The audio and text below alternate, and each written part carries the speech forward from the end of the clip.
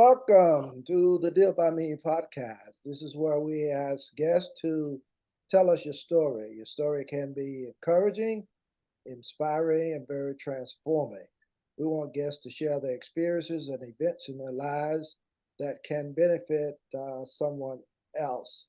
We all have a story, but we want you to share your story with us by contacting the Deal by Me .com and let us know that you're willing to share your story.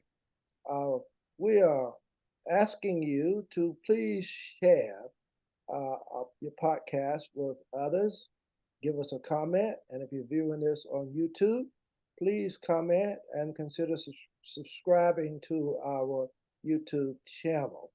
Today, we're grateful and so thankful to have with us John Morley, who lets us know that his book knowledge, his personal experience, and his educational and personal background is a welcome thing for lots of individuals, and especially to the listeners of this podcast. So I want to just take the time to step back and allow John to just share his story by first introducing himself and then telling us a little bit about where he is calling from, or where we are talking with each other from, as a matter of fact.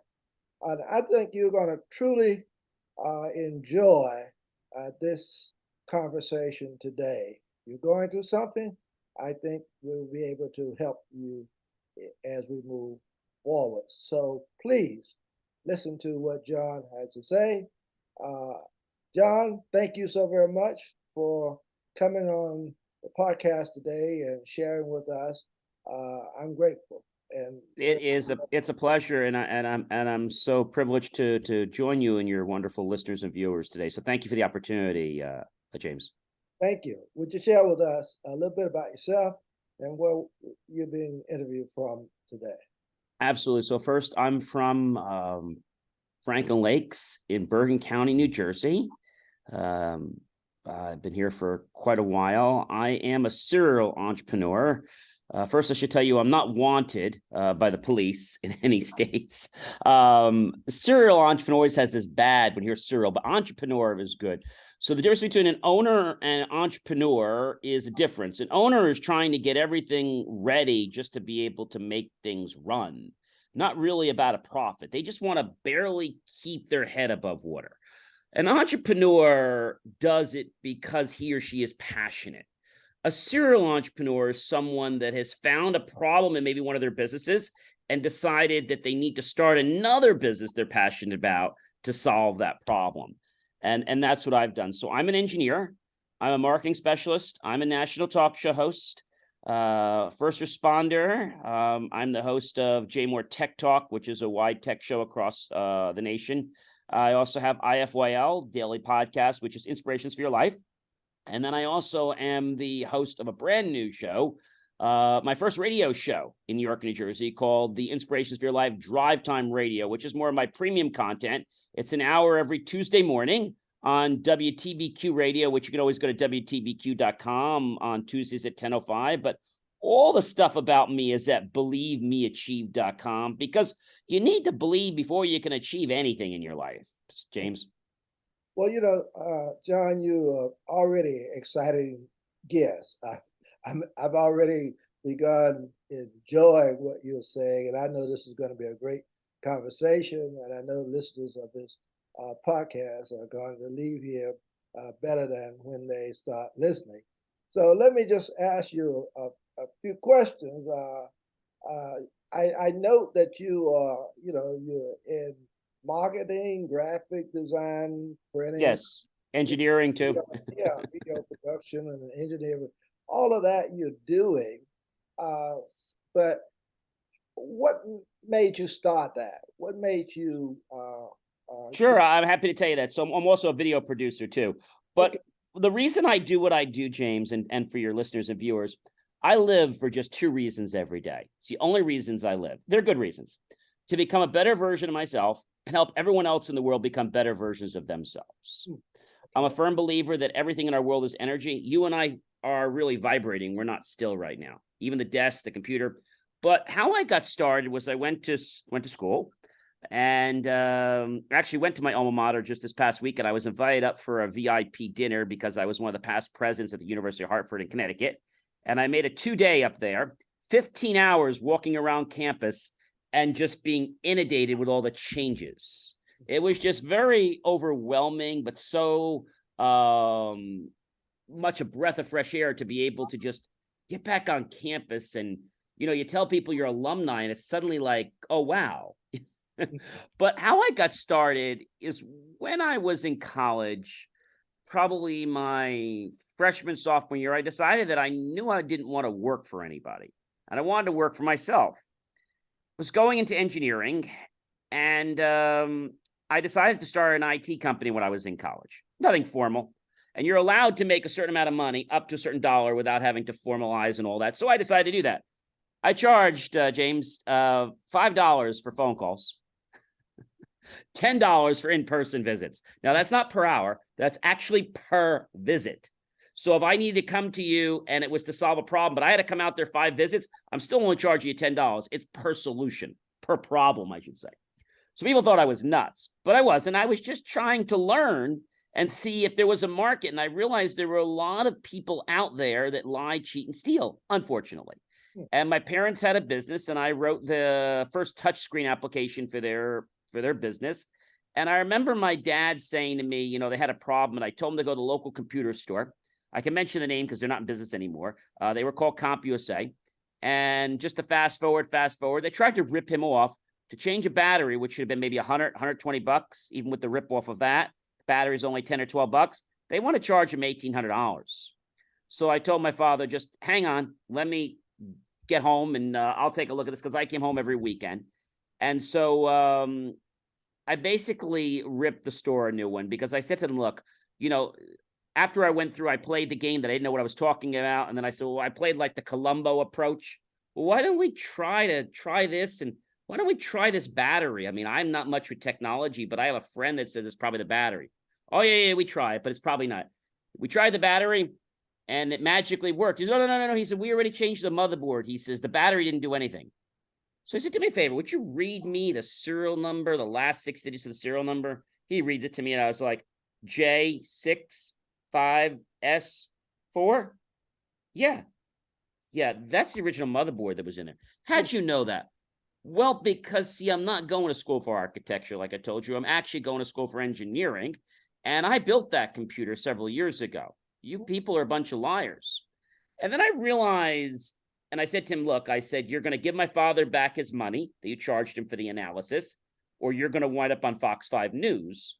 And you guys aren't going to be here or anywhere in another year if you keep treating people like this. So a year went by. Not even a year went by, 8 months and 3 days, and they closed their doors. I realized at that point, James, that there was a purpose for me, which was to help people with their technology. Now, people say to me, hey, John, sell them things that make the most money. No, that's not what I do. I get people involved with the technology they need for their particular situation. I don't try to sell them the Rolls Royce when they might only need the Chevy. I mean, I get them involved with what they need, but I don't try to give them something that isn't going to allow them to grow either. And so I love what I do, got out of school. And at that point, my dad and I, we hired one of the largest marketing and advertising companies. We didn't have a company yet. And my dad gave me a choice. He said, John, you could take a trip around, to go to Disney or whatever. He said, you could do that. He said, I'll tell you what, he says, and I'm going to give you X dollars, or I'll tell you what, you could go get a job, okay, and you can't take off, and there were some other things, and he says, and I'll do something else for you. But the bottom line was, when I said to him that I wanted to start a business, he says, well, then you could take off. I want you to go take off for, I think it was like 2 to 3 weeks, and then come back. He said, if you're going to get a job, take off for a week and then go work. Because he knew that working for yourself is a lot harder than working for someone else. There's a lot more things that you have to learn. School doesn't teach you how to do something. It teaches you how to think. And I didn't know that when I was in school. And so we hired the largest marketing advertising company. Unfortunately, they're still in business, James. I won't mention their name out of courtesy, but they were very good at conning me and my dad, taking his money. And about 14 years ago, the company's now in business 30 years, this first company that I started called J More Connection. And we realized this wasn't working. And I said to myself, how do I get rid of these people? I'm married. How do I get rid of them? I don't know marketing. I don't know advertising. I kept hearing my friends, oh, John, you're never going to make any money. You're never going to do advertising. You're never do marketing. You're never going to do any of this because you're not an expert in this. And I kept listening to people, James. Then I went back and I got my bachelor's in education because I had nothing else to do. And then I decided to go back and get clinical psychology, studied neuro-linguistic programming. And I decided to start realizing that I need to understand how the mind works. The mind is just a program. And there's a lot of programs in our mind that I didn't put there, but I don't want there. So I need to learn how to get them out. And so about 13, 14 years ago, I said, I need to get rid of this company because they're lying, they're cheating and stealing. And they don't even produce their own work in-house. So I said, if I ever want to be a company like theirs that would be better, I need to at least print in-house. So Xerox was already, let's say we were a customer of, and I went to Xerox. I said, guys, how do I become a mom and pop print shop? They said, John, it's real simple, 150. I reached in my back pocket and I gave him $150, that is. He says to me, no, 150,000. Oh, you said 150. He says, we talking thousands and quid. I said, oh. I said, well, I just graduated college not too long ago. And so what I realized was this was going to be a challenge. I went to my bank. My bank actually said yes. I said, something's wrong with my bank. They're supposed to say no. And just to fast forward, I could get through all the details, just to kind of fast forward. I failed miserably for the first 2 years. And then after that, I built a print production, graphic media, digital design company. And so what BelieveMeAchieve.com is a link tree of all the stuff I do because it's always evolving. And when I got out of college, probably wasn't even, maybe, I think it was on the flight home from college. And I think it was just before spring, like right after spring break, the year I was graduating, 1994. And so I got this guy on the plane and he's like, John, he's like, we're looking for somebody to do keynotes. Now, I had done talks before, but I never did a professional keynote to Harvard or Yale before. I'm talking to a guy that's head of the alumni board for, I think it was Harvard. And he's like, we really need someone like you. I said, for what? He's like, well, we need a talk for the end of the year. He's ever done that before? I said, yes. And he's like, well, what can you speak on? I said, I can speak online. He said, well, what's your program? And I was like, oh boy.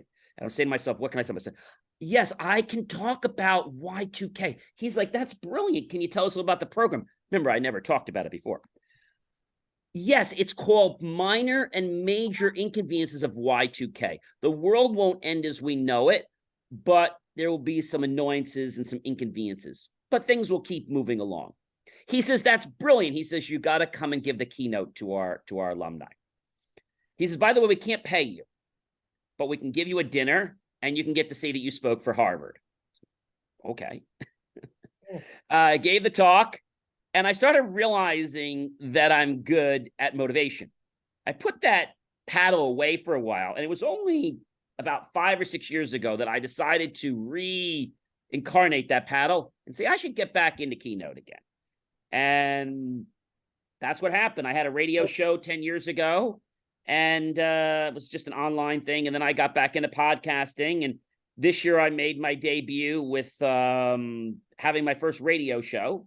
We are working on becoming national by the end of the year to be in almost every state around the United States. So we're working on that. I do STEM, science, technology, engineering, and math. But what propelled me was that no one had the ability to solve my problem. If you talk to IT companies, none of them know how to do social media. None of them know how to write articles. Mm-hmm. We do. I became a member of the U.S. press, so it wasn't a matter of me trying to impress people. It was really about me getting there, rolling up my sleeves, and figuring out what to do. I mean, if you asked me 10 years ago, was I going to become a member of the United States press, I would have said, you're crazy. If you would have asked me if I'm starting to write my first book, I would have said, never in a million years. And I am. I'm writing my first book, 25 Gifts of Inspiration to Change Your Life and Everyone Else and You Care So Much About. And that's been a long process because I've been dictating it to a recorder. Because although I write 2 articles every week, about 600 to 1,500 words, writing a book to 600 pages is a little harder than writing 2 1,500 word papers. And I will tell you that each week I just kind of pull in to figure out, what can I do to inspire people? This past week, I wrote an article about, last week I talked about, the merry-go-round and how we get placed on merry-go-rounds, and sometimes we actually get put on there, but sometimes we put ourselves on there. But how do we get off a merry-go-round? Because it's spinning around so fast. And sometimes we get off and we get back on, but we really become disoriented. I also talk about the fact that merry-go-rounds were started to train knights many years ago because it was a lot safer to have these planks on the merry-go-round. And then they started putting these pretty ponies that were painted, and then other people wanted to ride it, and that tradition kind of faded. Before that, I did an article about a lady who was the mastermind between the dishwasher. She didn't actually develop it, but it was her ingenious to get people in her family to help her build that dishwasher. Jeff, let me ask you this, because I mean, your sharing is very interesting, and I really, we could talk for the next 2 hours, because I can see that you have so much to share, but I want to kind of get to some important aspects of you for the listeners of this podcast. What makes you unique? And you talked about uh, speaking. You spoke at Harvard and Mm-hmm. your keynote, in different keynote spaces. Mm-hmm. What makes you unique in this situation? Because a lot of people, including myself, like to do inspirational speaking, motivation, Mm-hmm. and what you consider makes you unique in this space. Okay, that's an excellent question. So for me, it's about a passion for me. Okay. I do it because I want to do it. I love to see the gleam in people's eyes when they make the connection. That's why I love to do STEM with the kids. I love to get them involved. But what makes me unique is that I put together programs that you're not going to find anywhere else. I have had a lot of mentors, from Brian Tracy to Jim Rohn to lots of people out there. And they're all great people, rest a lot of their souls. But I have to tell you, a lot of them talk in one modality, and that is auditorily. Because I have my bachelor's in education, I know that some people don't want to hear it, James. They want to get a picture of it, or they want to feel it. And so I've had a lot of experience with that. And because I've gotten certified with neurolinguistic programming, which is nothing more than understanding how words unlock our mind, they always say the map is not the territory. And because I've had a background in psychology, I understand what goes on up here. Because I understand what goes on up here, I'm able to formulate things that are going to penetrate, get through those critical faculties with less or no judgment. John, I've just retired from the ministry, 2 months short of 32 years at the same church. Oh, wow. Congratulations. And when I started this podcast, my thought was to try to do something that would be encouraging, inspiring, and transforming to listeners as I wanted to continue my ministry. Mm-hmm. Uh, and so, listening to you today, there may be individuals who are listening to this podcast who have some desire to move out of the space that they're in. Mm-hmm. They can be depressed, or could be going through some other situations, Mm-hmm. or they might want to start a business. They may want to get into something else. What would be your advice to these individuals? First thing I want to tell you is this. No one has the right to make you feel inferior about yourself except for one person, you. So that's the first thing you have to realize. If you can understand that, then the sky is the limit. You have to do something you're passionate about. But people say to me, John, I don't know what I'm passionate about. So you've got to play. Now, a hobby is different than a passion. A hobby is something you like to do, you have fun at, but you're not passionate. Like maybe you love to play racquetball, or you love to play baseball, or you love to hike or swim. But I'm not passionate about swimming. I love swimming, but I'm not passionate about it. I'm passionate about speaking. To give an example, I just started a brand new course. I'm always doing new courses, and I'm teaching myself Arduino. So Arduino is nothing more than a circuit board that's taken a lot of different microprocessors and microcontrollers and allow you to write code to control that board to do different types of outputs. Now, people might say, gee, why would I want to learn that? Well, everything in our world, from robots, is all done with basic inputs and outputs. And so being an engineer, I always learned the book sense, but I love to get involved with the real world sense. When it came time for me in my course to write a program, my professor gave me a letter lower because I went above and beyond. He's like, you're not supposed to do that. So what I do, he says, you're supposed to write the program on our equipment. What I do, I went and spent $300 and bought my own compiler and wrote it in my dorm. He's like, that's not the way I said you should do it. Yeah, but I got it done. So how do I tell you to get someone to get involved? So I'm in this week's master topic, by the way, depending on when yours air. Every week I do a master topic. This week is how to engage. And so the way you engage yourself, this could be relationships, business, you have to first figure out what you want. Get clear with what you want. Once you know what you want, maybe you've written it down, visualize it, okay? See yourself, as Neville Goddard said, as the wish already fulfilled. Also a graduate of the Silva method, which has been immensely helpful. We have different states of our mind. But the problem is most people don't get the state that they can make a difference for. They will after 100 years, okay? But they're not going to make the impact. Most people only use 1 to 3% of their brain. If we start to tap into the alpha level, which is very easy to do, it's a matter of just closing your eyes. You can actually take an inhale for 3 seconds, picture the number 3, hold it, exhale for 3, do that 3 times. Do that with the number 2, 3 times, 1, 3 times. And then if you're still not relaxed, just count down going lower. Whenever you go lower, you go deeper. So maybe you'll go 50 to 1 and you'll get yourself deeper and you'll start to be in what I call that twilight state between awake and sleep. And if this seems hard to you, before you go off to sleep, put your head on the pillow and maybe lay in a position that's not like laying down, but maybe a little uncomfortable sitting up or with your head up so you're not going to fall asleep. But in this state, you're going to be slightly drowsy.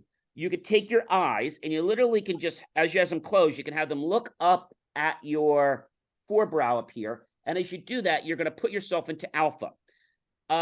If you get more practice, you want to drop to go down into theta, because when you start to put some activity, you'll raise up. If you're in alpha and you raise up, you're actually going to get out. So you want to try to get into theta. What I'm trying to say here is that if you want to do anything in life, learn your mind. So when you learn how your mind works, you'll start to realize it works like a computer. You'll start to realize that the things that were just over there, way over there, are now closer to you. Everything in our world is energy, okay? If you've ever gone to a supermarket and maybe the lady wasn't in a great mood, and the first thing I always do is say, hi, Nancy, is that right? Yes. Well, Nancy, just wondering, are the tuna fishes on sale this week? Not sure, I'll check. Now, I did one thing that Dale Carnegie taught us, which was to say her name. Now, I knew her name was Nancy because I saw the tag, but maybe the name was hard, like Armenio. First thing I said, okay, I don't want to botch the name up. Did I say it correctly, or could you say it for me? And then strive to become genuinely interested in the other person. A great book, How to Win Friends and Influence People. It's not about getting somebody to do something because you're trying to control them. If you're doing that, you've already lost. I always say that when you give away control, you've got more control. Now, that might sound crazy, but it's the truth. That's okay. John, let me ask you a couple more questions. Sure. listeners don't go into place because John and I are still continuing conversation about interesting matters that might help you. But I want to first ask John, where can listeners of this podcast learn more about you? Uh, if you have a book or Yeah, so my book is not out yet. It will be out by the end of the year, but I have a link tree. okay, Believe, BEL. It's also on my hat. It's a QR code. BelieveMeAchieve.com. On there, you'll see my daily podcast, which is called IFYL. And also under that, we have WTBQ, where I have my regional radio show, but you can, listen to it anywhere around the world. But there's so much content on there, from motivation to science, but everything I do is about motivation. So no matter what you grab, you're still going to get some type of nugget that can help your life. But BelieveMeAchieve.com. okay, BelieveMeAchieve.com. What drew you to, this self-improvement and motivation concept? What was it that got you into it? Well, when I was graduating school, and people had told me no, no, no, no, no, and I had graduated American psychology, and then I went to do NLP, neuro-linguistic programming, I realized that I could have anything I want. And I had been very fortunate to drive a very nice car. And I said, I'd like to up this. I'd like more of a luxury car. So when I got back home, went to this dealership. Price tag was way out of my range. And I asked if I could drive the car. The people at the dealership are basically making fun. They don't think I can afford this. I just graduated college. And I asked them a question. I said, can I test the nav out? He says, well, we don't do that. I said, well, I kind of want to play with it. Yeah, we don't do that. So I walked over to the manager and I said, I just graduated. I really like to get this car, but I'm really picky about how it works. And I really want to bake my decision on the nav. So we can hook that up for you. So I took the drive. I felt the car. I smelled the car. I took pictures of the car. I came home. I made that my screensaver. I drove my car in my chair every single night. And when I saw, James, in about 6 months, don't know how, that car showed up in my driveway. Obviously, I went and got it, but I mean, it did show up in my driveway. And I said, that's nothing. I should try things a lot bigger than that. And I started realizing that you can use motivation. You can help get all kinds of things you want in life, but you can also use it to help you become centered. So if you're trying to do something, maybe it's with people, relationships, a lot of times, we have friends, but sometimes they go down the wrong path. And I'm not here to judge, but if you do something that's disrespectful to me, I'm going to basically say, hey, we've been friends for a while. I'm not really on board with that. Can you knock that off? They do it again. Look, remember I mentioned to you last time, you're still doing that. I need you to knock that off or I'm going to say goodbye. Oh, yeah, okay. Third time they do that, I said, well, by the way, goodbye. And I go, where are you going? Remember I told you last, yeah, but you didn't really mean, I did mean that. Because, I don't want to hang around somebody like your energy, and I want to be selective who I hang around. Well, can we fix it? Well, we can fix it, but if it happens again, then it's permanently goodbye. Oh. Wow. Wow. You're exciting, John. And I want to just thank you for just sharing with listeners of this podcast today. You've been amazing. Thank And you. so there you have it.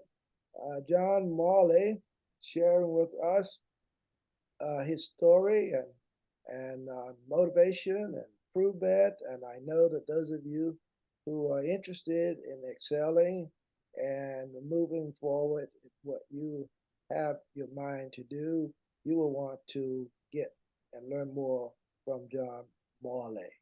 Absolutely. And I'll leave you with this one thought. The thought is this: if everyone in your life likes you, you got a problem. Okay. You need to have a couple people that are a little weary about you, and that's okay. Because if you don't, it means you're not bringing your A game to the table. Thank you so very much, John. You are amazing. God bless Thank you, James. It was a pleasure. you. Wish you well. Okay.